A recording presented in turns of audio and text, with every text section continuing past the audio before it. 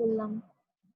ঠিক আছে, এখন দেখো এখান থেকে, হ্যাঁ এই তথ্যটুকু লাগবে আমাদের, এইটুকু হয়ে গেলে তোমার অঙ্ক খুব দ্রুত হবে। দেখো তাহলে এই যেহেতু এ বিন্দুটা এই উপবৃত্তের উপরে আছে, তাহলে এ থেকে এস এর দূরত্ব নিলাম। দেখো এই যে এখানে ছিল এসপি, এবার হবে এএস।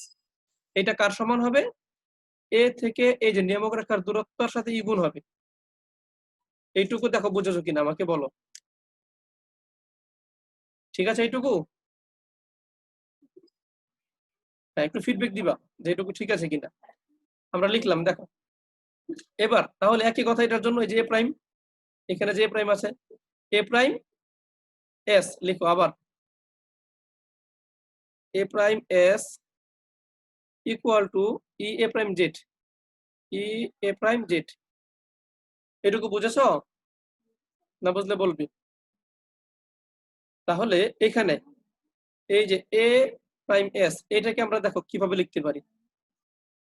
এটাকে আমরা লিখতে পারি এ প্রাইম মাইনাস, দেখো এ এস, তাই না? এ প্রাইম মাইনাস এ এস। আজকে ইনশাল্লাহ আমরা অঙ্কে যাবো একটু দ্রুত।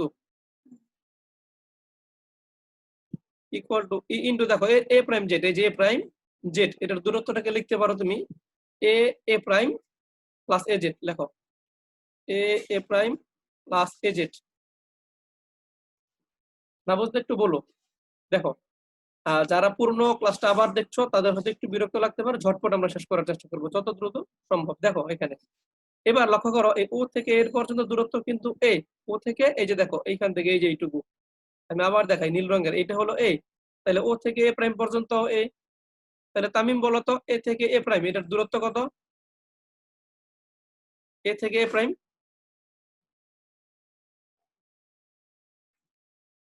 শুনতে পাচ্ছ?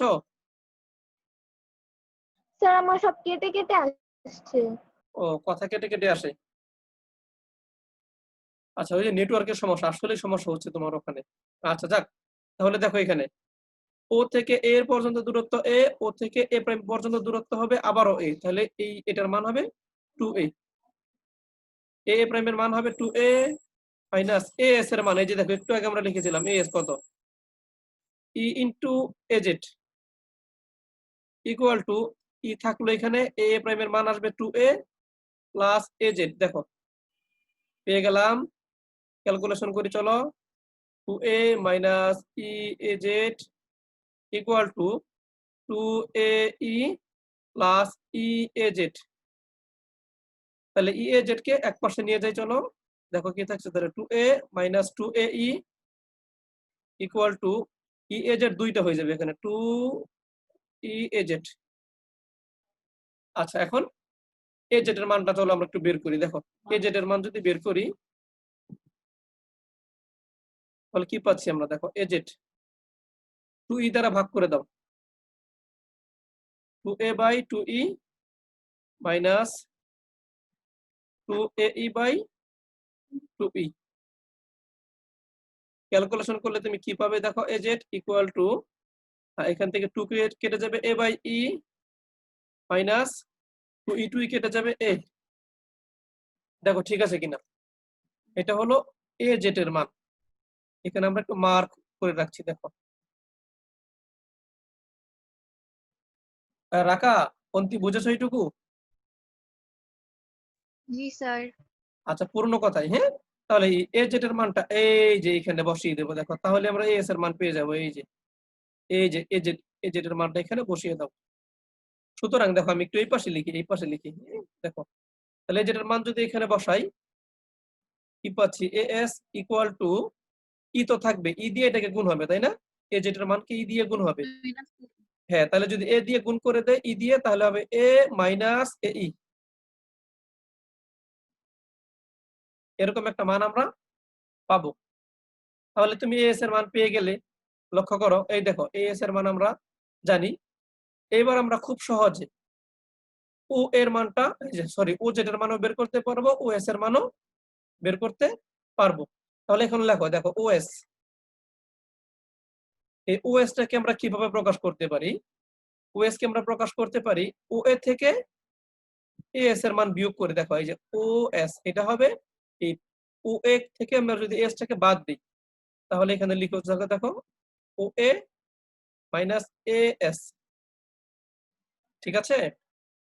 ও এখানে হ্যাঁ দেখো আমরা এ জেড এর মান তো পেয়ে গেছি অলরেডি, এখানে মানটা বসাও। দেখো ও এর মান কত বলো, এ ধরে নিয়েছিলাম, এই যে শুরুতে দেখো এখানে ও এর সমান এ, তাহলে এ মাইনাস এ এস এর মান কত হবে দেখো, এই যে এটা হবে এ প্লাস এ ই। দেখো তুমি পেয়ে গেলা, এটা মোকাবেলা করে দাও, এই পেয়ে গেলা। তাহলে এস বিন্দুর স্থানাঙ্ক তুমি জানো, এস বিন্দুর স্থানাঙ্ক হচ্ছে যেহেতু এক্স অক্ষের উপর আছে এ ই কমা 0। রাখা বুঝেছো এইটুকু?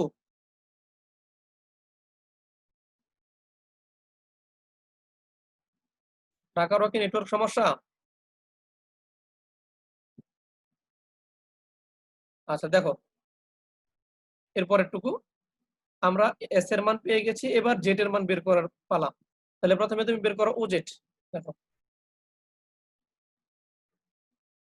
এখানে লিখো ও জেড, ও জেড কত হবে দেখো, O A plus A Z, লেখো ও এ প্লাস এ জেড। ও এর মান তুমি ধরেছো এ, আর এ জেড এর মান একটু আগে তুমি এখানে লিখেছিলে, দেখো এই যে এই যে এখানে A by E minus A plus A by E minus A, plus minus A কেটে দাও, তোমার থাকবে অনলি এ বাই ই। তাহলে জেড বিন্দুর স্থানাঙ্ক দেখো কত হচ্ছে, এ বাই ই কমা 0। এই যে এস এর স্থানাঙ্ক পেয়ে গেলাম, এর স্থানাঙ্ক আর আমাদের কিছু বাকি নাই, এইটুকু হলে আমাদের জন্য যথেষ্ট। তামিম দেখো এ পর্যন্ত কোনো প্রশ্ন থাকলে করো।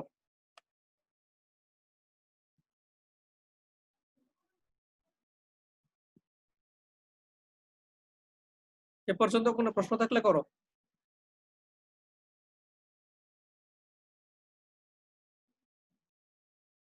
আমাকে শুনতে পাচ্ছ তোমরা? জি sir. OZ equal to O A plus AZ, এটা কি লিখলেন? আচ্ছা দেখো হ্যাঁ হ্যাঁ প্রশ্ন করো, এই যে দেখো ও জেড আমরা কিন্তু মানে আমরা জেড এর স্থানাঙ্ক বের করবো, তার মানে কি মূল বিন্দু থেকে এটা যতটুকু দূরে আছে সেটাই তো তার স্থানাঙ্ক, তাই না? তাহলে ও জেড এর মান আমরা বের করতে চাই, তাহলে ও জেড কে আমরা কিভাবে প্রকাশ করতে পারি লক্ষ্য করো। আমি যদি ও এর সাথে এ জেড এর মান যোগ করি কি পাবো আমরা, ও জেড পাবো না? দেখো ও এ এটার সাথে আবার এ জেড যোগ করো, তাহলে তুমি কিন্তু ও জেড পাবে। এটাই লিখেছি দেখো, O A plus A Z, O A plus A Z. তাহলে ও এর মান তুমি জানো এ, ধরেই নিয়েছো এই যে ও এ সমান এ, আর এ জেড এর মান এই যে একটু আগে বের করেছো এ বাই ই মাইনাস এ। আশা করি এটুকু বুঝেছো। তাহলে কি কি স্থানাঙ্ক আমরা পেলাম একটু চলো লিখে ফেলি। প্রথমে কেন্দ্র কিন্তু 0 0 আমরা জানি, এই তথ্যটুকু চলো একটু লিখি আমরা, অন্য রং দিয়ে লিখি। দেখো আমরা কি কি তথ্য পেলাম। কেন্দ্র পেলাম 0 0, মানে মূল বিন্দুটা হবে কেন্দ্র। তারপরে কি পেলাম দেখো, উপকেন্দ্র এস, উপকেন্দ্র উপকেন্দ্র এই এস এর স্থানাঙ্ক দেখো আমরা একটু লক্ষ্য করো কি পেয়েছি, এ ই কমা 0, কিন্তু উপকেন্দ্র তো তোমার দুইটা আছে, চিত্র দেখো একটা এস আর একটা এস প্রাইম। তাহলে এইটা যদি হয় প্লাস এ ই, এইটুকু হবে মাইনাস এ ই, আর একবারে তাহলে লিখে ফেলো প্লাস মাইনাস এ ই 0।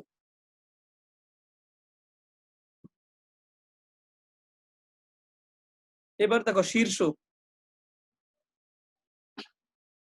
শীর্ষ দুইটা আছে দেখো এ, তাহলে এইটুকু যদি হয় প্লাস এ, এইটুকু হবে মাইনাস এ, তাহলে প্লাস মাইনাস এ কমা 0 লিখে ফেলি।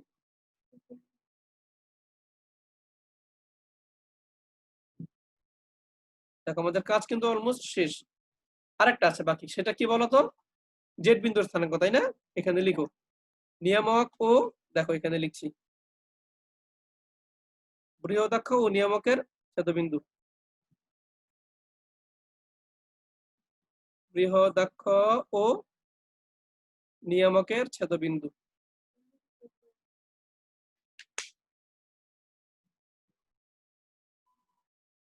ছেদবিন্দুটা কি বলো, জেড না? এই জেড এর স্থানাঙ্ক হবে কত একবারে যদি লিখি, A by E plus minus A by E 0। তাহলে মনে রাখার কৌশলটা কি ভালো করে বোঝো, এস দিয়ে শুরু করবা, প্রথমে এস দিয়ে শুরু করবা, এটা হবে প্লাস মাইনাস এ ই কমা 0। এস এর একটু ডান পাশে কি আছে চিত্রের দিকে তাকাও সবাই, এই দেখো এস এর একটু ডানে আছে এ, আবার এ এর একটু ডানে আছে জেড। তাহলে মনে রাখার কৌশল হলো এরকম, প্রথমে লিখবা এ জিরো, এটা মনে রাখলেই হলো। এরপরেরটাকে ই দ্বারা ভাগ করো, তাহলে তুমি এ এর স্থানাঙ্ক পেয়ে যাইবা। দেখো ই দ্বারা ভাগ করলাম এ জিরো, আবার এই এ এর মান কেউ যদি আবার ই দ্বারা ভাগ করো তাহলে তুমি জেড এর মান পাবে। মনে থাকবে এগুলো? আচ্ছা, এবার এই চিত্র থেকে বলো উপকেন্দ্র দুইটার দূরত্ব কত হবে, দেখি কার মনে আছে। এই এই এস থেকে এস প্রাইমের দূরত্ব কত একটু মনে করো। হ্যাঁ 2a ই, তাই না? কারণ এস এর স্থানাঙ্ক কত এ ই, তাহলে এখানে আছে এ ই, এই পাশে আছে এ ই, তাহলে এস থেকে এস হলো 2a ই। হ্যাঁ বুঝি নাই তামিম, বলো।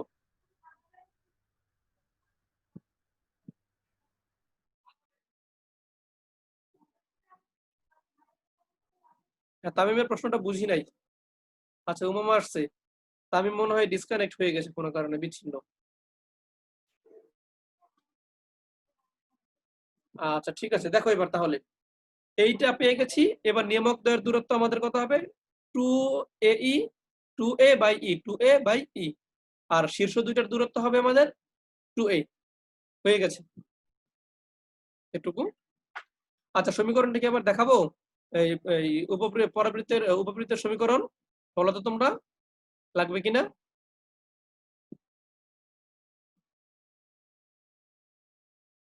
ওই ভিডিওতে দেখানো ছিল। আচ্ছা তাহলে এটা আমরা করছি না এখন। আচ্ছা তাহলে অঙ্কে চলে যাই আমরা একটু, চলো। তথ্যগুলো আমাদের মনে মনে রাখবা, দুইটা কিন্তু হয়, বৃহদাকার একটা হয় এ, একটা হয় বি। কখন কোনগুলো চেঞ্জ আসে এগুলো আমি ক্লাসে একদম বিস্তারিত দেখানোর চেষ্টা করেছি। এবার তোমাদের সবার কাছে কি বই আছে? একটু বই বের করো তো। আচ্ছা হ্যাঁ খুব ভালো, একটু বইটা বের করো। আমি তোমরা গ্রুপে যে ছবিগুলো দিয়েছিল ওখান থেকে আমি দেখে বলছি। দেখো এই 1 নম্বর অঙ্কগুলি কিন্তু খুব বেশি আসলে আসবে এরকম না, কিন্তু তোমার শেখার জন্য মানে প্র্যাকটিসের জন্য করা। দেখো আমরা 1 নম্বর অঙ্কটা করি এসি আহমেদ স্যারের বইয়ের 1 নম্বর অঙ্কটা দেখো, একটু প্র্যাকটিস করো জাস্ট, আর কিছুই না। দেখো যার এমন একটি তুমি উপবৃত্তের সমীকরণ বের করবা যার উপকেন্দ্র বলা হচ্ছে +-30, উৎকেন্দ্রিকতা 1/3। একটা বিষয় কান খুলে শুনে রাখো সবাই, যদি কখনো উপবৃত্তের সমীকরণ চাই তুমি দুইটা পদ্ধতিতে উপবৃত্তের সমীকরণ বের করতে পারবে।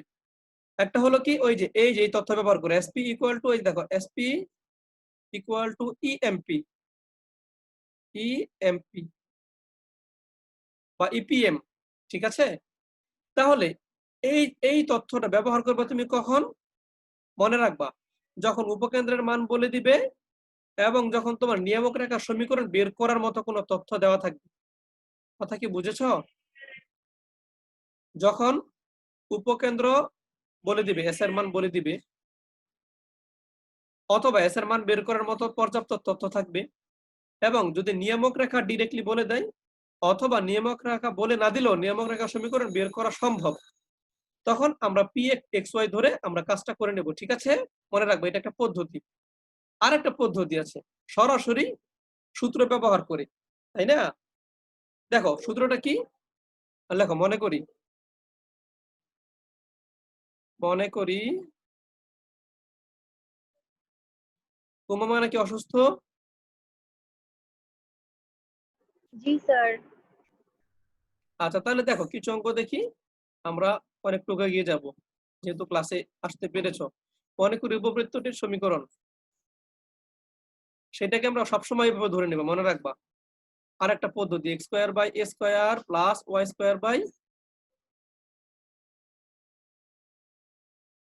= 1, মনে আছে? এটা হলো আদর্শ রূপ, তাই না?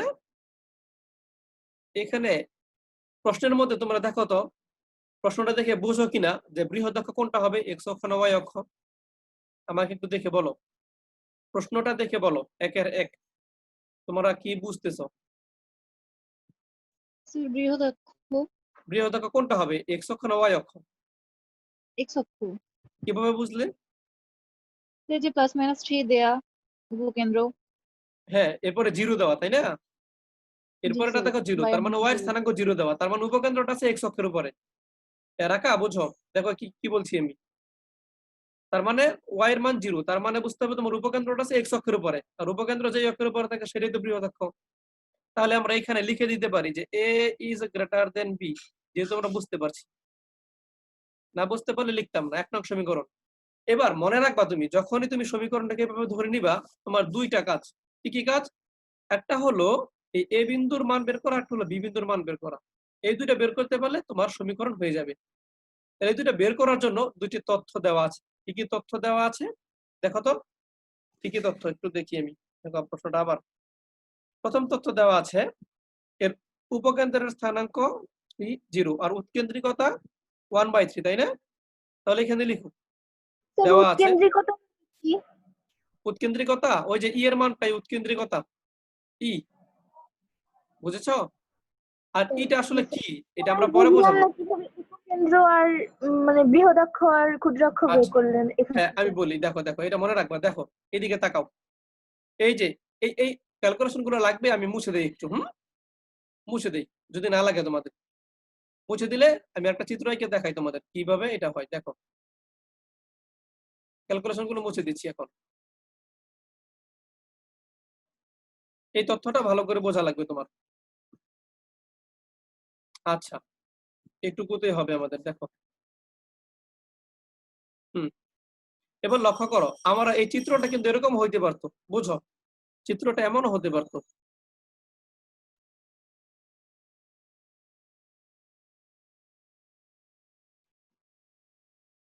দেখো আমি বুঝো, চিত্রটা তোমার এমনও হতে পারতো। চিত্রটা যদি এমন হতো তাহলে তোমার উপকেন্দ্র হইতো এই যে দেখো এই দুইটা y অক্ষের উপরে, একটা হইতো s আর একটা হইতো s প্রাইম। ঠিক আছে? আর নিয়ামক রেখা এই দিক দিয়ে থাকতো, এই যে দেখো নিয়ামক রেখা। নিয়ামক রেখা এরকম হইতো। এবার বুঝো, দেখো এবার বৃহৎ অক্ষটা কিন্তু y অক্ষ, মানে উপকেন্দ্রটা y অক্ষের উপরে আছে। তাহলে এই উপকেন্দ্রের স্থানাঙ্কর প্রথম প্রথম মানটা কি হবে? x এর মানটা কি হবে? 0 হবে না? তুমি বলো। 0 হবে। 0, তাহলে প্রথম মান 0 যদি থাকে উপকেন্দ্রে, তার মানে বুঝতে হবে উপকেন্দ্রটা কোথায় আছে? y অক্ষের উপরে আছে। তখন বুঝবো আমরা ওই y অক্ষটা হলো বৃহৎ অক্ষ। দেখো y অক্ষ বরাবর এটা চ্যাপ্টা হয়ে আছে, তাই না? এই দেখো এটা অক্ষটা বড়, দেখছো দৈর্ঘ্য বড় না? আবার x অক্ষ থেকে এটা যতটুকু অংশ নিল এটা কি ছোট না? y অক্ষ থেকে এই উপবৃত্তটা কিন্তু বেশি অংশ নিয়েছে, আর x অক্ষ থেকে কিন্তু কম অংশ নিয়েছে। তাহলে এখানে x অক্ষটা হবে ক্ষুদ্রাক্ষ, y অক্ষটা হবে বৃহদাক্ষ। বুঝেছো? তাহলে প্রশ্নের দিকে যদি তুমি তাকাও, প্রশ্নে কি বলা আছে? প্রশ্নে বলা আছে উপকেন্দ্রের স্থানাঙ্ক কত, দেখো তো, +-3,0, তাই না? তাহলে +-3,0 মানে কি? এটা এই এসটা উপকেন্দ্রটা কোন অক্ষের উপর আছে? x অক্ষের উপর আছে। তাহলে x অক্ষের উপর থাকলে বৃহৎ অক্ষটা কোনটা? x অক্ষ। বুঝেছো? আর এই দেখো যখনই বৃহৎ অক্ষ x অক্ষের উপর থাকবে তখন তুমি এটাকে বড় ধরবা, আর যখন তুমি বৃহৎ অক্ষটা হবে y অক্ষ তখন আমরা এটাকে ছোট ধরবো, বিটাকে বড় ধরবো। ঠিক আছে? আচ্ছা, এরকম প্রশ্ন করে ফেলবে। এবার দেখো কি দেওয়া আছে, আমরা টার্গেট হলো a এবং b এর মান বের করা। এবার লিখো এখানে দেওয়া আছে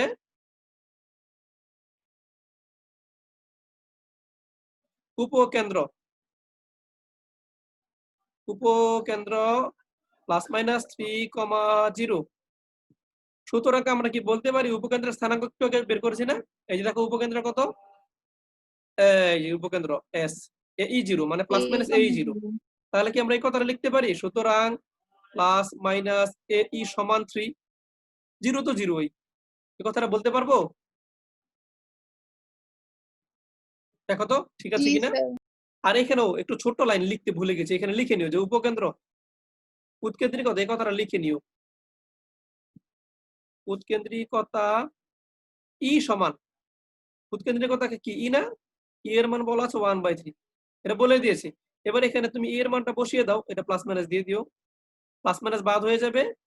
তাহলে এ ইন্টু দেখো এ ইন্টু 1/3 ইকুয়াল টু কি আসবে তোমার 3, তাই না? তাহলে তুমি এর মান কত পাবে এবার বলো তো এখান থেকে? এর মান পাবে তুমি 9। এইবার লক্ষ্য করো, তুমি কিন্তু এটা পেয়ে গেছো, এ এর মান পেয়ে গেছো, আর বাকি আছে কি কিসের মান বলো তো আমাকে? বি এর মান, তাই না? আমি আগে বলেছি এ এবং বি এর মানটা আমরা বের করতে চাই। তাহলে এবার একটু আইডিয়া দাও আমাকে যে কি সূত্র ব্যবহার করে আমরা এ এবং ই পাবো। দেখো, উৎকেন্দ্রিকতার কিন্তু একটা সূত্র আছে, আছে না? আবার এটা আমরা কিন্তু পেয়েছিলাম।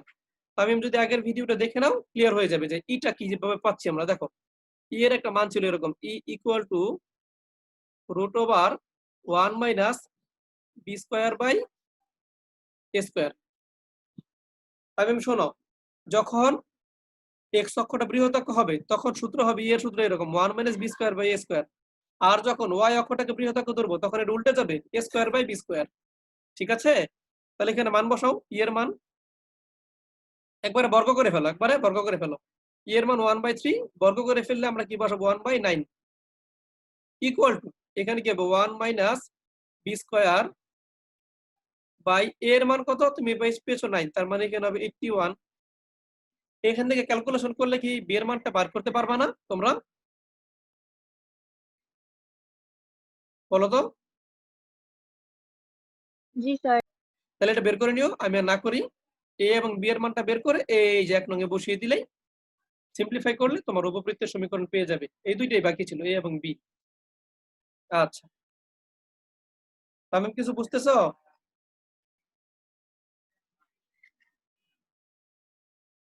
পরের অঙ্কটা চলে যাও, পরের অঙ্কে দেখো কি কি তথ্য দেওয়া আছে। উপকেন্দ্রের স্থানাঙ্ক দেওয়া আছে 0 ± 8 এবং উৎকেন্দ্রের কথা বলা আছে 8/9। এইটা কি হবে তুমি বলো এবার? একই অঙ্ক না? এবার শুধু ওয়াই অক্ষটা বৃহৎ অক্ষ হবে। পারবো না আমরা? 1 এর 2, 1 এর জি 2 পারবো স্যার। ইনশাআল্লাহ। হ্যাঁ, তিনের প্রশ্নটা পড়ো, দেখো কি বলছে। এমন একটি উপবৃত্ত বের করো তুমি যার ফোকাস মানে উপকেন্দ্র হলো 3,0 আর নিয়ামক রেখা x = 5 এবং উৎকেন্দ্রিকতা বলা আছে হাফ। তাহলে এইবার বলো আমাকে যে কোন সূত্র অ্যাপ্লাই করা উচিত? আমি আগেই বলেছি উপবৃত্তের সমীকরণ দুই ভাবে বের করা যাবে, একটা এই যে এরকম ডিরেক্টলি সূত্র লিখে, আর একটা শর্ত দিয়ে SP = PM। এখানে আমরা কোনটা অ্যাপ্লাই করব? করা যাবে, কারণ কি এখানে তো হ্যাঁ, নিয়ামকের আমি এটাই বলতে চাচ্ছি। হ্যাঁ হ্যাঁ, এক্স্যাক্টলি, তুমি এটাই ব্যবহার করবা। আর ওই যে এর মান তো বলেই দিয়েছে ই লাগে আর নিয়ামক রেখা লাগে, ই তো বলেই দিয়েছে হাফ, প্রশ্নে তো বলেই দিয়েছে এর মান। তাহলে তুমি উপকেন্দ্র তো তুমি জানোই, পি এর মানটা শুধু ধরে নিবাই যে এরকম। আমি একটু দেখাচ্ছি জাস্ট 3 নম্বর অঙ্কটা কেমন হওয়া উচিত। তুমি ধরে নিবা উপবৃত্তের উপরে একটি বিন্দু হলো পি এক্স ওয়াই, আর এস এর মান তোমাকে দেখো বলে দিয়েছে কত 3,0 বলেই দিয়েছে। তাহলে এখন এই এসপির মানটা তুমি বের করতে পারবে আশা করি। এসপি যদি বের করতে পারো, এর মান তোমার বলে দিয়েছে হাফ, আর এখানে পি থেকে এম এর ডিসটেন্স বের করতে পারবে না, নিয়ামক রেখা তো তুমি জানো, এই নিয়ামক রেখা হলো x - 5 = 0। এই সমীকরণ ব্যবহার করলেই তোমার ফলাফল পেয়ে যাবে। ঠিক আছে? 4 নম্বর অঙ্কে চলে আসো, একটু বোঝো 4 নম্বর অঙ্কটা, প্রশ্নটা বোঝো। দেখো 4 এর প্রশ্নটা এগুলো করে নিও কিন্তু, হ্যাঁ, যদিও সালে আসা নাই, প্র্যাকটিসের জন্য করে নিও। উৎকেন্দ্রিকতা বলে দিয়েছে 2/3, উপকেন্দ্রিক লম্বের দৈর্ঘ্য বলা আছে 5। একটু আইডিয়া দাও কি করা যায় আমাদের, বলো আমরা কি করতে পারি। প্রথমে আমরা সমীকরণটা ধরে নেব। দেখো আমি কম লিখছি, দেখো x² / a² + y² / b² = 1।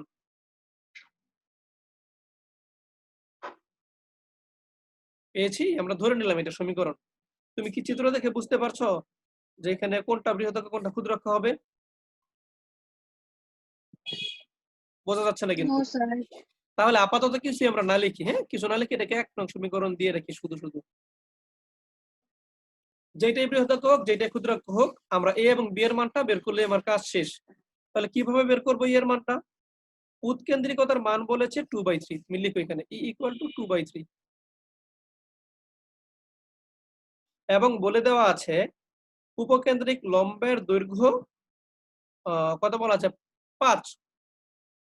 তাহলে যেহেতু আমরা বুঝতে পারছি না কোনটা বৃহদাঙ্ক কোনটা ক্ষুদ্রাক্ষ, এখানে আমরা আমাদের মতো ধরে নিব। দেখো a > b, তুমি b > a ধরলেও সমস্যা নেই, তুমি যদি উল্টা পাও সমস্যা নাই, তুমি শুধু আনুমানিক ধরে নিয়েছো, এইটা ধরে একটা সূত্র অ্যাপ্লাই করছো, আর কিছুই না।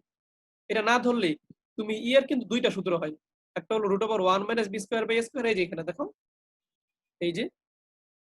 আবার তুমি যদি বিটাকে বড় ধরো তাহলে এখানে হবে a² / b², তাই না? এখন তুমি কোনটা ধরবা? এই শর্তটা না থাকলে ধরা যাচ্ছে না এটা।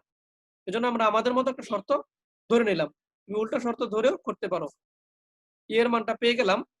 এবার একটা কাজ করো, দেখো ই এর যে সূত্র সেটা লিখে ফেলো, √1 -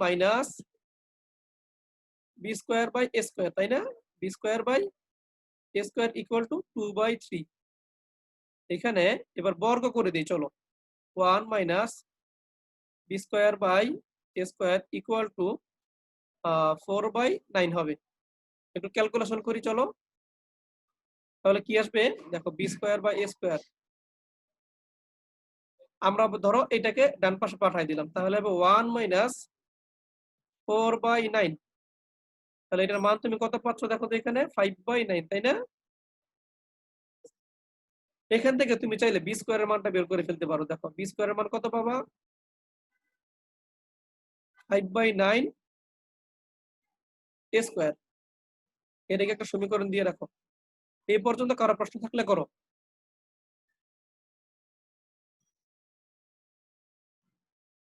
এই পর্যন্ত কারো প্রশ্ন থাকলে করতে পারো। একটা সমীকরণ পেয়ে গেলাম বি এবং এ সম্বলিত। আবার একটি তথ্য দেওয়া আছে, দেখো এখানে উপকেন্দ্রিক লম্বের দৈর্ঘ্য কত বলা আছে। দেখো প্রশ্নে উপকেন্দ্রিক লম্বের দৈর্ঘ্য বলে দিয়েছে কিন্তু আমাদের, সেটি কত বলা আছে, 5। তাহলে আমরা লিখি উপকেন্দ্রিক লম্বের দৈর্ঘ্য 5 লিখো। আবার উপকেন্দ্রিক লম্বের দৈর্ঘ্য সমান 5 দেওয়া আছে। আর উপকেন্দ্রিক লম্বের দৈর্ঘ্যের সূত্র কি হবে এখানে, তামিম ভিডিওটা দেখে নিও, ওখানে এই তথ্যগুলো আছে। উপকেন্দ্রিক লম্বের দৈর্ঘ্য হবে 2b² / a, মনে আছে? জি স্যার। এখানে হয়ে গেল, তুমি একটু আর গুণন করে দাও, দেখো 2b² = এখানে হবে 5a। এইবার তুমি এই যে 2 নং থেকে b² একটা মান পেয়েছো, এই মানটা এখানে বসিয়ে দাও। বসিয়ে দিলে হিসাব শেষে তুমি এর মানটা পাবে। আবার এর মান 2 নং এ বসালে বি এর মান পাবে। বুঝেছো? জি স্যার। এইটুকু ক্যালকুলেশন করে নিতে পারবে আশা করি। আমরা একটু চলো দ্রুত আগাই, বাকিটুকু করে নিও একটু। আর ক্লিপটা আমি দিয়ে দেবো, রেকর্ডেড ক্লিপটা আমি দিয়ে দেবো ইনশাল্লাহ। তাহলে 2 নং এ দেখো কি বলেছে, আমরা 2 নং এর সবগুলো না করে এবার বোর্ড গুলিতে চলে যাই। দেখো বোর্ডের অঙ্ক কোথায় আছে একটু বলো তো আমাকে। 2 এ মনে হয় নাই, তাই না? আমরা একটু 3 এ যাই, চলো। 3 এর 1 দেখো কি বলেছে, পি এর মান কত হলে 4x² + py² = 80 উপবৃত্তটি 0 ± 4 বিন্দু দিয়ে যাবে। উপবৃত্তটির উপকেন্দ্র দ্বয়ের স্থানাঙ্ক ও অক্ষদ্বয়ের সমীকরণ, অক্ষদের দৈর্ঘ্য নির্ণয় করো। আচ্ছা, আমরা পরে আসি এই জায়গায়, আগে প্রথমত লিখে ফেলি। দেখো 3 এর 1,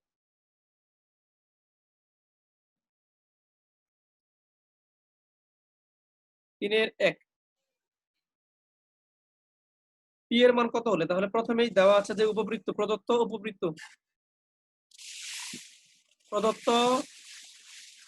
উপবৃত্তের সমীকরণ। দেখো কি দেওয়া আছে, উপবৃত্তটা 4x²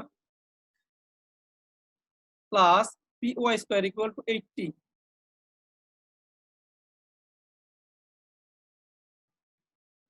এটা 1 নং সমীকরণ। 1 নং সমীকরণটি 0, 4 বিন্দুগামী, তাই না? লিখো এখানে যা 0 ± 4 বিন্দুগামী বলেই দিয়েছে। 0 ± 4 বিন্দুগামী লিখো, বিন্দুগামী।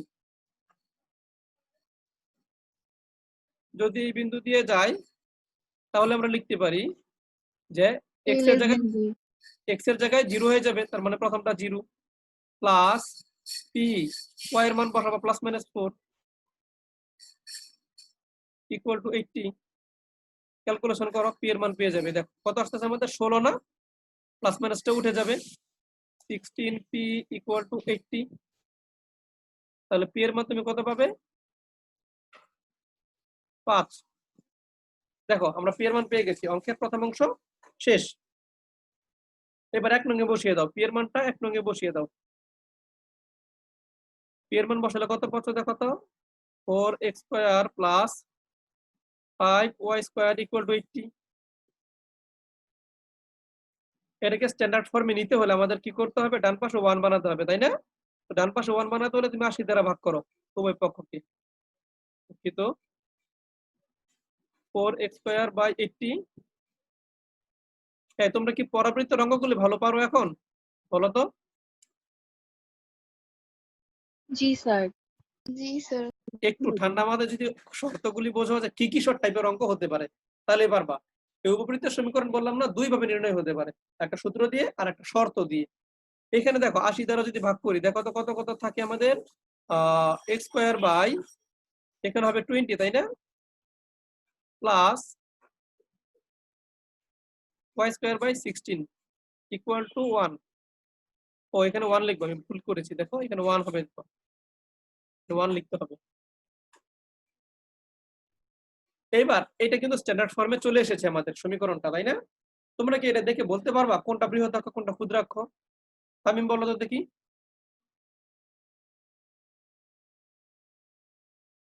স্যার এটা দেখে স্যার বলো। মনে হচ্ছে x এর নিচে 20 বৃহদাক্ষ। হ্যাঁ, কারণ এর মানটা তো বড়। এই দেখো a স্কয়ারের মান হচ্ছে তোমার 20 আর b স্কয়ারের মান হচ্ছে 16। তুমি যদি রুটও করো, রুট করলেও কিন্তু এর মানটা বড় হবে, b এর মানটা ছোটই হবে, তাই না? আমরা কিন্তু জানি এটা কত। তাহলে এর মান দেখো, এর মান কত হবে, আমি শর্টে করছি অঙ্কটা। তাহলে দেখো এখানে এ কত হবে, এ হবে √20, তাই না? ঠিক আছে, আমি এর মান পেয়ে গেলাম। আর বি কত হবে, দেখো বি ইকুয়াল টু